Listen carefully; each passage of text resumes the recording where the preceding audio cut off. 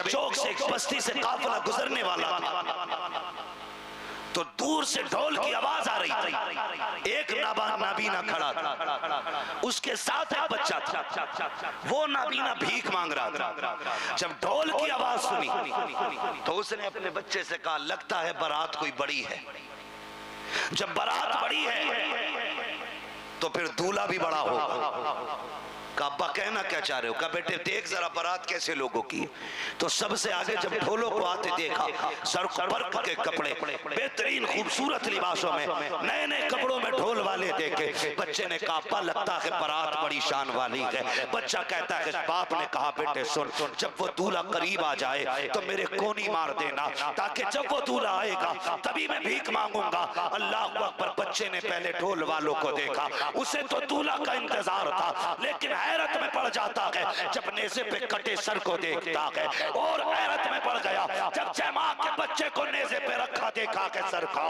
बच्चा होश खो बैठता है और धीरे धीरे ये ढोल वाले करीब आए। बच्चा अपने बाप की तरफ सिमटना शुरू कर देता है, क्योंकि आज तक तारीख में ये मंजर किसी ने नहीं देखा था कि 18 साल का सर, जयमां का सर, 56 साल का सर नेज़े के ऊपर हो। जैसे कि सर करीब आए हैं, सर आगे गुजर जाते हैं। बच्चे को कुछ होश आया। उस वक्त सैयदा ज़ैनब की सवारी गुजर रही थी। बच्चे ने बाप के कोनी मारी। उसने ये सोचा शायद दूल्हा गुजर रहा है। उसने कहा, तुम्हें खुदा का वास्ता, नबी का वास्ता, अली का सदका अता करो, नबी का सदका अता करो। जैसी तना कहा है, आज बड़े जमाने के बाद सैयदा ज़ैनब ने अली का नाम सुना था, नबी का नाम सुना था। कहती फिजा का जी बेटी का जल्दी कीजिए, इससे कहिए एक बार और अली का नाम ले, एक बार और नबी का नाम ले। आपने कहा फिर से कह जो तूने कहा है। उसने फिर से कहा एक बार और कह जो तूने कहा है। उसने फिर से कहा। उसके बाद कहती है, मैं बता क्या चाहिए। उसने कहा फकीर है, मोहताज है, भीख दे दीजिए। हम तो दरबार हम तो भीख लेने खड़े हैं। आपने बच्चे की तरफ देखा, फरमाया जल्दी आ, तुझे पैसा चाहिए? कहा हाँ। कहा सुन, वो जो सबसे पीछे सवारी आ रही है, जा उसके पैरों के निशान की जगह की मिट्टी हटा ले, तेरी जरूरत पूरी हो जाएगी। बच्चे ने बूढ़े का हाथ पकड़ा, उधर दौड़ लगा दी जिधर की खबर सैयदा ज़ैनब ने दी है। जब जाकर के मिट्टी हटाई है, सोना निकल आया है। बच्चे से बाप कहता है, बेटे क्या हो गया है? कहा ये काफिले वाले कौन है? कहा क्या हुआ? कहा ये जो लोग जा रहे हैं, इन्होंने कहा था कि मिट्टी हटा ले, वहां तेरी जरूरत पूरी हो जाएगी। अब्बा मैंने मिट्टी हटाई है तो सोना निकल आया है। बाप ने कहा सोना फेंक दे, जल्दी दौड़ के चल। कहा जिसने सोने का पता बताया है। कहा किस लिए? कहा तू नहीं जानता है, ये जो गुजर के जा रही है या तो नबी की बेटी गई है या अली की बेटी गुजर के।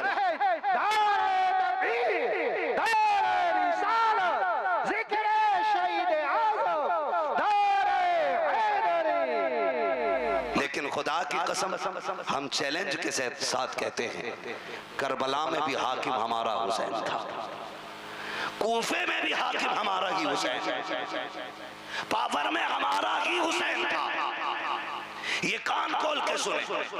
ये अलग बात है कि ये सितम हुए, ये जुल्म हुए, लेकिन मेरे हुसैन ने सब्र का दामन नहीं छोड़ा, दामन नहीं छोड़ा। ये काफिला चला, जानते हो 64 औरतें, 26 बच्चे, 72 नेज़ों पे 72 सर। तरतीब क्या दी गई? तरतीब ये दी गई कि सबसे आगे शहीदों के सर थे, उनके पीछे इमाम ज़ैनुल आबिदीन थे, उनके पीछे सैयदा ज़ैनब थी, बाकी फिर खवातीन जो कैदी बनाई गई थी, और सबसे पीछे हजरत सकीना की सवारी थी। इस तरतीब से काफिले को ले जाया जाता है। आज हैरत हो रही है भाई, हैरत हो रही है। आज सुन्नी बरेलवी कहलाने वाले लोग ढोलक पे उतर आए।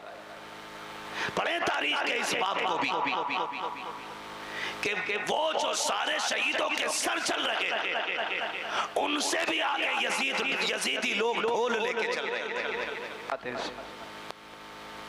और वो आगे आगे ढोल बजा के कह रहे थे हुसैन को हमने शहीद कर दिया, कत्ल कर दिया, माज़अल्लाह, फतह हमारी हुई है, इसलिए ढोल बजाए जा रहे थे।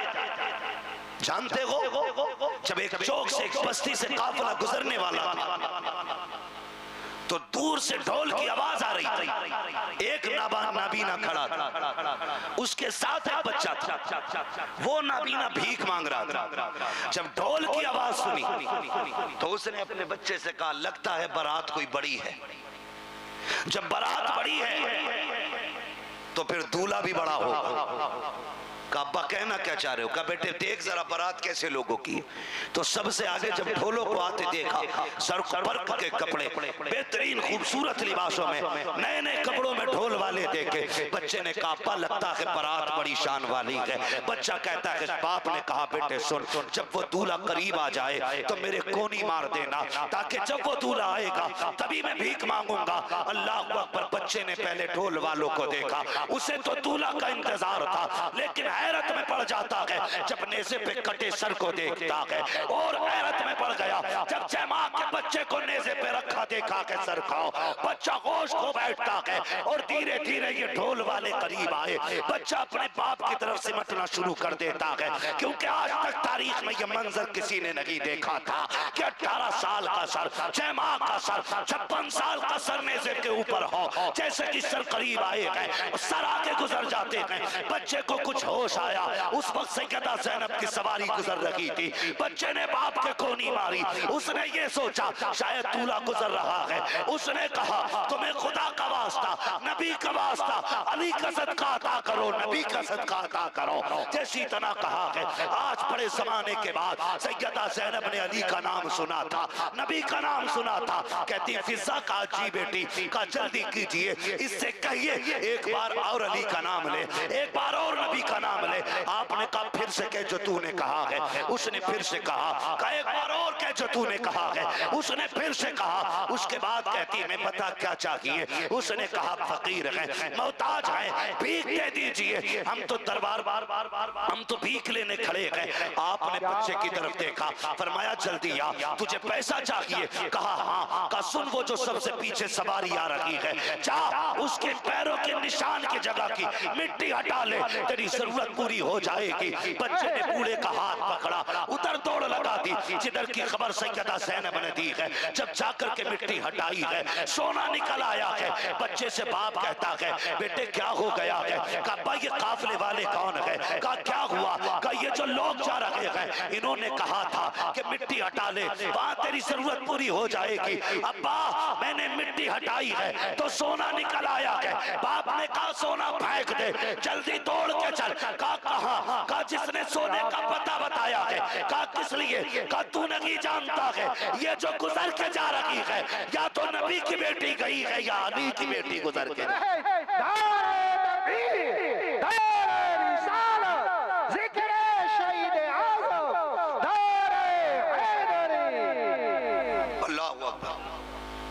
फरमाने लगी, उस बूढ़े ने कहा सुन, या तो ये नबी की बेटी गुजर के गई है या अली की बेटी गुजर के गई है। खुदा की कसम इन्हें मजबूर कहते, इन्हें कमजोर समझते। गलती ना करना, बातें बहुत सारी है मगर तवज्जो करें, इस बात को आखिरी बात समझ के सुन लें। तवज्जो है, जरा कह दें या हुसैन। जितने लोग सुन रहे हैं सारे बस वही बोलें वाह हुसैन, और जोर से बोलें वाह हुसैन। हाँ सुने बहुत गौर से, हम हाय हुसैन वाले नहीं, हम वाह हुसैन वाले लोग हैं। तवज्जो करें। ये काफिला चला,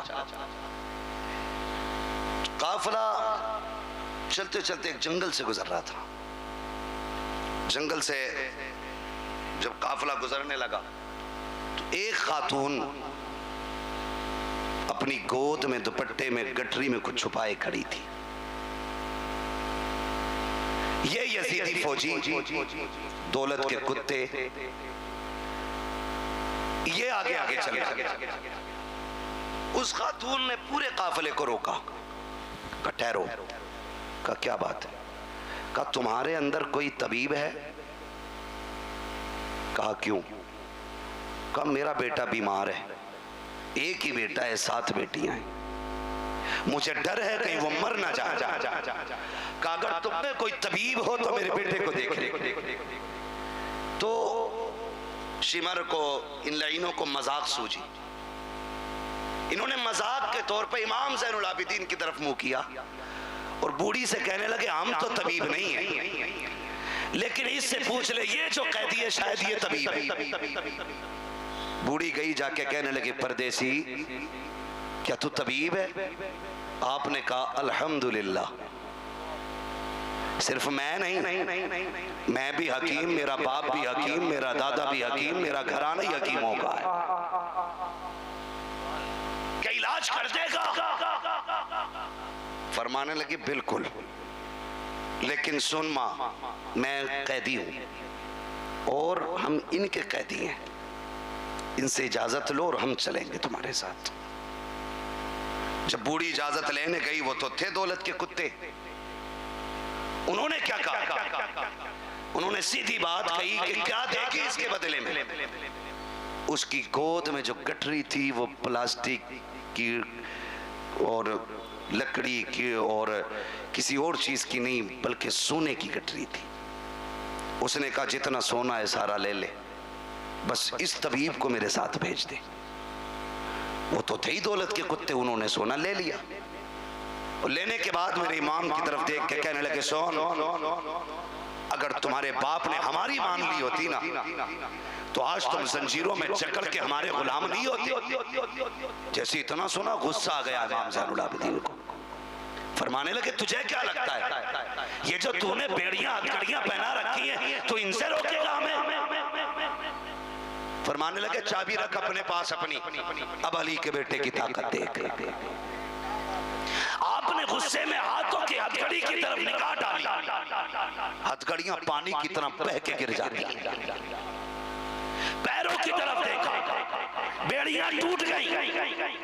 फरमाने लगे कुत्ते औकात में रहे, कल भी हम रब की रजा पे राजी थे, आज भी हम रब की रजा पे राजी, वरना हमें कोई दुनिया की ताकत नहीं रोक पाएगी। उसके बाद जब आप चले, शर्मिंदा हो गया इतनी बात पे, सबके सामने मुंह की खानी पड़ी, लेकिन मेरे इमाम ज़ैनुल आबिदीन इतने थक चुके थे कि चलते चलते ना पैर पूरे नहीं उठ पा रहे थे, खचेड़ के जमीन पे चल रहे हैं। इतनी ताकत नहीं बची है कि पूरा पैर उठा के रख सके, जमीन पे पैर रगड़ते जा रहे हैं। बूढ़ी आगे आगे चलते चलते जब बूढ़ी का मकान आया तो एक बच्ची दरवाजे पे खड़ी थी। उसने कहा माँ जी बेटी कहीं से भेज दे वापस। कहा क्या हुआ? कहा जिस बेटे के लिए लेके आई थी वो बेटा खत्म हो गया। इतना सुना आह निकल गई। बूढ़ी रो के कहने लगी सोना भी चला गया, बेटा भी चला गया, जा मैंने तुझ पे ज्यादती की, मैं यहां तक चला के लाई, तेरा एहसान तो यहां तक आ गया, वापस चला जा। इमाम ज़ैनुल आबिदीन ने कहा मां दरवाजे तक आए हुए मेहमान को लौटाया नहीं जाता है, चौखट तक आने की इजाजत तो दे। बूढ़ी ने कहा क्या करेगा बेटा, तेरा वक्त जाए होगा, तेरा टाइम खर्च होगा, तू परदेसी मुसाफिर, जाने कब का चला है, कब तक चलेगा, कुछ खाया कि नहीं खाया, ए बेटे अब यहाँ आके वक्त जाए न कर। कहा माँ मुझे दरवाजे तक आने की इजाजत दे। इमाम ज़ैनुल आबिदीन को इजाजत मिली। आप जैसी घर के अंदर कदम रखते हैं क्या देखते हैं, दो बहनें बैठी हुई हैं, एक सर की तरफ बैठी है, दूसरी पैरों की तरफ बैठी है, दो जवान के ऊपर कपड़ा पड़ा है। एक कहती है भैया बड़ी हसरतें तेरे साथ थी, तू हमारा इकलौता भाई था, आपने चंद जुमले सुने रो देते हैं। एक बच्ची देख के कहती है भाई हमारा गया है, तू क्यों रो रहा है? उसने ये कहा जब मैंने तुम्हारे भाई को देखा तो मुझे सुगरा के अकबर की याद आ गई है, मुझे तुम्हारे सूरत को देख के अपनी मदीने वाली बहन की याद आई है। आप ये कहते हैं और उसके बाद आगे बढ़ते हैं। उस नौजवान के ऊपर से चादर उड़ाई और हटाने के बाद कहते हैं नौजवान उठ, बहनों को रुलाया नहीं जाता है, बहनों को हंसाया जाता है। इतना कहा नौजवान उठ के बैठ जाता है। आपने जैसी नौजवान को उठाया है, माँ कहती है अरे बेटे ये कैसे हो गया? कहा बेटे ये बता, माँ ये तो बता तेरी गोद में सोना कितना था? कहा 7 बेटियों का जेवर था। कहा जल्दी कर, जितना सोना था उतनी मिट्टी लेके आ। पूरी मिट्टी लेके आई है। मेरे इमाम ने यूं हाथ लगाया है, सारी मिट्टी को सोना बना दिया है। उसके बाद कहते हैं माँ बता क्या कमी रह गई है? बेटा भी मिल गया है, सोना भी मिल गया है। ये कह के पलटने लगे। बूढ़ी ने दौड़ के कदम पकड़े, कहा ओ शहजादे जरा ठहर तो सही, अरे रुक तो जरा, बता तो सही तू है कौन, कहाँ का रहने वाला है, बता ये शाने कहाँ से लेके आया है, ये रुतबे कहाँ से मिले हैं? आप कहते अम्मा ये ना पूछ, अब मुझे जाने दे। बूढ़ी कहती बता ना बेटे क्या मामला है? कहा वो बता बेटे वो 72 नेज़ों पे सर किसके थे? आपने कहा उसमें कुछ सर मेरे घर वालों के हैं, मेरे चचा के हैं, मेरे भाइयों के हैं, मेरे बाप का भी सर उसमें है, मेरे भाइयों के सर भी उसमें है। कहा बेटे एक बात समझ में नहीं आई, तूने मेरा एक जिंदा कर दिया, अपने 72 जिंदा ना कर सका, क्या राज है इसमें? आप कहते माँ मेरी मजबूरी है, अगर मजबूरी ना होती तो जैसे तेरा एक जिंदा हुआ है वैसे मेरे 72 भी जिंदा हो जाते। आपने जैसी इतना कहा, बूढ़ी कहती बेटे समझ में नहीं आया। कहा माँ सुने, यहाँ समझ में नहीं आएगा, वहाँ चल जहाँ नेज़ों पे सर है, सारी चीजें समझ में आ जाएंगी। बूढ़ी फिर वापस आई है। कहा बेटे अब बताना, मेरा इमाम उस नेज़े के पास आया जिस नेज़े पे इमाम अली मकाम का सर रखा हुआ है। आप बाप के सर के पीछे खड़े हुए और कहते हैं अब्बा जी वो कुरान पढ़ के सुनाओ जो करबला से यहाँ तक पढ़ के सुनाया है, फिर से वो तिलावत सुनाओ जो करबला से यहाँ तक सुनाई है। मुअर्रिखीन ने लिखा है कि सरे हुसैन नेज़े पे खुद घूमा, रुख हुआ ज़ैनुल आबिदीन की तरफ और सूरह रहमान की तिलावत शुरू हो जाती है। सूरह रहमान की तिलावत मेरे इमाम के सर ने की है। आप कहते अम्मा अब कुछ समझ में आया कि नहीं? माँ कहती मैं नहीं समझी, मेरा इमाम कहता है ए माँ जिंदा वो किए जाते हैं जो मर जाया करते हैं, जो पहले से जिंदा होते हैं वो जिंदा नहीं किए जाते।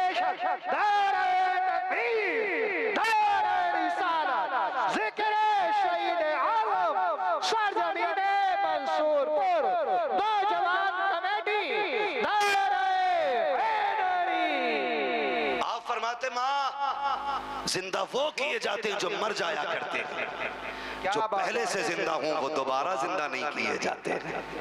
माँ ये जो 72 नेज़ों पे 72 सर हैं, ये मुर्दों के नहीं है, ये जिंदों के सर हैं।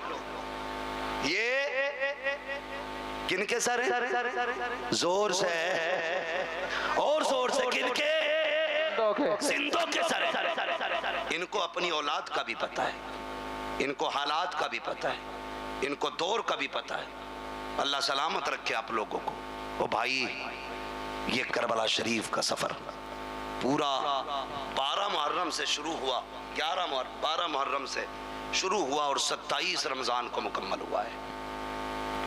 कितना? 12 को शुरू हुआ, 27 को मुकम्मल हुआ। आप गिनती लगा लें, गिनती जोड़ेंगे लगभग 9 महीने लगेंगे। कितने? बोलें जोर से और जोर से।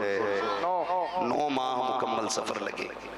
जानते हो अली की बेटी की जरूरत देखे, 9 महीने सफर किया है, पैदल सफर किया है, सफर करके भी आई है, कुरान पढ़ती भी आई है। जब सफर मुकम्मल मदीने में जाके हुआ और इमाम ज़ैनुल आबिदीन का बाजू पकड़ के कहा ज़ैनुल आबिदीन ये क्या गया? फूफी आपको भी मालूम है ना, ये तो नाना का मज़ार है। का बेटे पता तो है लेकिन तुझसे भी कहलवाना। कहा फूफी ये नाना का मज़ार है। फिर आपने रुख किया करबला की तरफ। का हुसैन गवाह रहना, मैंने तेरी अमानत को हिफाजत के साथ हुजूर के मदीने तक पहुंचा दिया है। हुजूर के मदीने तक पहुंचाया। 9 महीने सफर किया, पैदल सफर किया, लेकिन जानते हो इस 9 महीने में सैयदा ज़ैनब ने 72 कुरान मुकम्मल किए थे। कितने? जोर से कितने? 72 कुरान अली की बेटी ने पढ़े। क्या आज हमारी बेटियों ने 72 आयतें पढ़ी हैं? कुरान के 72 कलमे ही पढ़े, 72 हर्फ ही पढ़ लेती। वो भाई अपने घरों के अंदर जाके ये सब काम करो। कुरान हुसैन के साथ है और हुसैन कुरान के साथ है। हुसैन उसी के साथ होंगे जिसके साथ कुरान भी होगा, और कुरान उसी के साथ होगा जिसके साथ हुसैन भी होंगे। इसलिए अपने घरों के अंदर कुरान की आदतें डालो, नमाजों की पाबंदी करो। मैं अक्सर कहता हूँ बचा के कूफे से आबिद को लेके आई है, कमर पे बारे इमामत उठा के लाई है, अली की बेटी को झुककर सलाम कर इस्लाम तेरी अमानतें घर तक बचा के लाई है। सैयदा ज़ैनब इमाम ज़ैनुल आबिदीन को मदीने तक लेके आई, जो वादा था हुसैन से पूरा कर दिया। और जानते हो करबला से वापसी के बाद 15 साल सैयदा ज़ैनब जिंदा रही, लेकिन कभी घर से बाहर कदम नहीं निकाला। क्या? कभी नहीं निकाला। यहाँ तक कि पड़ोसियों ने भी आपको निकलते नहीं देखा। हद तो तब हो गई जब शोहर ने कहा दवा ले ले, डॉक्टर तबीब से मिलने, फरमाने लगी नहीं मैं ज़हरा की बेटी हूँ, मैं पर्दा नहीं तोड़ूंगी। का नाना के दीन में तबीब को औरत को दवा लेने के लिए हाथ पैर दिखाना जायज है? कहा ये तो शरीयत है जो आप कह रहे कि दिखाना जायज है, लेकिन अजीमत यह है कि मर जाए किसी के सामने चेहरा ना खोले। हमने अजीमत हुसैन से करबला में सीखी। कहा कैसे? कहा जब लाशों पे घोड़े दौड़ रहे थे हमें हुसैन ने मना कर दिया था कि कुछ भी हो जाए मुस्तफा की शरीयत नहीं छोड़नी है। खुदा की कसम 15 साल जिंदा रही, कभी घर से कदम नहीं निकाला, और जमाने को दिखा दिया कि अली की बेटियां पर्दा कैसे करती हैं। आज हम पे भी लाजिम है हम अपने घरों के अंदर पर्दे को आम करें। खुदा की कसम अगर किसी भाई की कोशिश से बहन पर्दे वाली हो गई, बाप की कोशिश से बेटी पर्दे वाली हो गई, शौहर की कोशिश से बीवी पर्दे वाली हो गई, तो अगर ये जन्नत में जाएगी अल्लाह बाप को, भाई को, शौहर को, तीनों को भी जन्नत अता फरमाएगा। जरूरी ये है कि हम शरीयत को आम करें, मुस्तफ़ा जाने रहमत के दीन को मजबूती से पकड़ें। पूरा पैगाम करबला शरीफ का आप पढ़ लीजिए। बहुत सारे जुल्म करबला शरीफ में हुए, लेकिन उन्होंने सब्र नहीं छोड़ा, शरीयत नहीं छोड़ी, दीन नहीं छोड़ा। इमाम ज़ैनुल आबिदीन, इमाम ज़ैनुल आबिदीन के हवाले से बेशुमार रिवायतें मौजूद हैं। बस एक बात मैं भी बता दूं, आपके खेमे में ना जब बदला लेने की बारी आई, किसकी? मुख्तार सक़फ़ी ने जब बदला लिया था और ये यजीदी जाने चुरा चुरा के भाग रहे थे, तो एक भागते भागते जंगल में उसे कोई ठिकाना नहीं मिला, तो एक झोंपड़े में जाके घुस गया, और वो झोंपड़ा किसी अजनबी का नहीं, इमाम ज़ैनुल आबिदीन का था। इमाम ज़ैनुल आबिदीन की क़यामगाह मुख्तार सक़फ़ी की फौजें पीछे थी, पनाह लेने के लिए खेमे में घुसा। प्यास लगी थी, कहा पानी मिलेगा? आपने एक प्याला दिया, कहा और चाहिए, दूसरा प्याला भर के दिया, कहा और चाहिए, तीसरा प्याला भर के जब दिया, इसने हाथ में लेके कहा लगता है तुमने मुझे पहचाना नहीं। कहा क्यों? कहा अगर पहचान लेते तो मुझे पानी ना पिलाते। मेरे इमाम ज़ैनुल आबिदीन की आंख में आंसू आ गए, फरमाने लगे कैसी बातें करता है, अपने बाप के कातिल को कोई भूल सकता है? क्या मैं तेरे चेहरे को भूल जाऊंगा? क्या तू वो शिमर नहीं है जिसने मेरे बाप के गले पे खंजर चलाया था? तू वही तो कुत्ता है। कहा फिर मुझे पानी क्यों पिलाया? हमने तो तुम्हारे ऊपर नहरे फुरात के पैरे सख्त कर दिए थे, तुम पानी पिला रहे हो। फरमाने लगे सुन, कल हम तुम्हारे मेहमान बने थे, आज तू हमारा मेहमान बना है। जो तुमने किया वो तुम्हारा दस्तूर था, जो हम कर रखे हैं ये नबी के घर वालों का दस्तूर। ओ भाई, कोई वफा, मोहब्बत, ताकत कोई सीखे तो अली के बेटों से। वो कहा था अली का घर भी क्या घर है कि उस घर का हर एक बच्चा जिसे देखो वही शेरे खुदा मालूम होता है। जिसे देखो वही शेरे खुदा मालूम होता है। मेरे नबी ने फरमाया लोगो मुझसे प्यार करना चाहते हो, मेरे हुसैन से प्यार करने लगना। मेरे हुसैन का प्यार गोया मेरा प्यार है, मेरा प्यार है। अल्लाह अराकीनी कमेटी की मोहब्बतों को सलामत रखे, आप लोगों के जज्बों को सलामत रखे। इतनी रात तक बैठ के आपने अली के बेटों की बातें सुनी है। जब क़यामत में कोई किसी की सुनने वाला नहीं होगा, इंशाअल्लाह हम गुनाहगारों की सुनने के लिए हुसैन आ जाएंगे। हुसैन आएंगे, वो कहा था ना आ गए कब्र में भी छुड़वाने, दर्द कितना है उम्मती के लिए। ओ भाई हम उनसे वफा करें जो ज़माने से वफा करते हैं। अल्लाह ताला हमें करबला वालों की खैरात अता फरमाए, हमें अहले बैत का सदका अता फरमाए। अल्लाह हम सबको ज़हरा के लालों का सदका अता करे, मौला अली के पालों का सदका अता करे, मुस्तफ़ा जान रहमत के नौनिहालों का सदका अता करे। फरमाया गया इन्नल्लाह मअस-साबिरीन, अल्लाह सब्र करने वालों के साथ है। मदद ये नहीं है कि तलवार की धार बढ़ जाए, मार काट में पावर आ जाए, ये मदद ज़रूरी नहीं है। मदद इसको कहते हैं कि खुद कट गए लेकिन आज भी कटने के बावजूद पूरी दुनिया में वही मौजूद हैं जो कट गए थे, और काटने वालों का नामो निशान तक नहीं है। पूरी दुनिया घूम लो, कोई नहीं कहेगा मैं शिमर की औलाद से हूँ, मैं खोली की औलाद से हूँ, मैं इब्ने ज़ियाद की औलाद से हूँ। कोई नहीं कहेगा मैं इब्ने साद की औलाद से हूँ। कोई नहीं कह सकता यजीद की औलाद से हूँ। दुनिया घूम के आओ, खुदा की कसम। कोई कहेगा मैं इमाम जाफर की औलाद से हूँ, कोई कहेगा इमाम बाकिर की औलाद से हूँ, कोई कहेगा मूसा काजिम की औलाद से हूँ। अली के घर की नस्ल आज भी ज़माने में है, और खुदा की कसम सुबह क़यामत तक रहेगी, सुबह क़यामत तक रहेगी। और इसी नस्ल के बारे में मेरे इमाम ने कहा था, तेरी नस्ल पाक में है बच्चा बच्चा नूर का, तू है ऐने नूर तेरा सब घर आना तेरा। आखिर में सुस्ती क्यों आ रही है? तू है ऐने नूर तेरा सब घर आना। आखिर में भी देखो ड्यूटी और हाजिरी वैसी लगनी चाहिए जैसी शुरू में लगी थी, ताकि फरिश्ते जाके बताएं मौला जैसे शुरू में सुन रहे थे वैसा आखिर तक सुनाए। तेरी नस्ल पाक में है बच्चा बच्चा नूर, तू है ऐने नूर तेरा सब घराना नूर नूर का। बस जो हुए अगलात उनको माफ़ फरमाए रब्बे कायनात। ज़िंदगी ने दिया साथ, फिर होगी मुलाकात। चमन रहा फूल खिलेंगे, ज़िंदगी रही फिर मिलेंगे। मुसाफिर हैं हम भी, मुसाफिर हो तुम भी, किसी मोड़ पर फिर मुलाकात होगी। फ़कीरान आए सदा कर चले, सदा खुश रहो ये दुआ कर चले। सारे लोग कलमा शरीफ पढ़ लीजिए, ला इलाहा इल्लल्लाहु मुहम्मदुर रसूलुल्लाह अस्तगफिरुल्लाह रब्बी मिन कुल्लि। मुफ्ती साहब 2 शेर